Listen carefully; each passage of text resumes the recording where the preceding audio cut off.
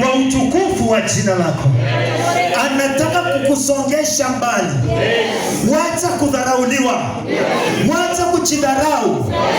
Naomba ujiondoe mali watu wamekuweka. You just position yourself to the plans of God. Na tena ujiweke mali Mungu amekuweka kwa utukufu wa Mungu. Katika karne hii, tutamuinua Mungu kwa neno lake. Katika karne hii, tutamuinua Mungu kwa sifa na nyimbo. Katika karne hii, tutamuinua Mungu kwa maombi. Baba Mungu wetu, katika jina la Yesu, tunakutamani Baba yangu. Tunasimama katika mlima huu, tunakongamana Mungu wetu kwa minajili ya kukuinua, ikiwa ni sehemu ya kanisa.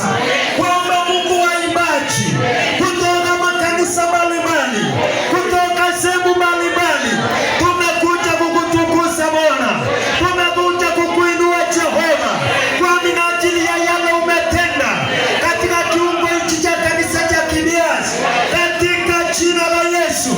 Tazama makanisa hizo zote, kanisa la Solian, kanisa la Kaburu, kanisa la Kipkorion, kanisa la Tonio, kama kanisa zote ambayo wamewasilishwa hapa.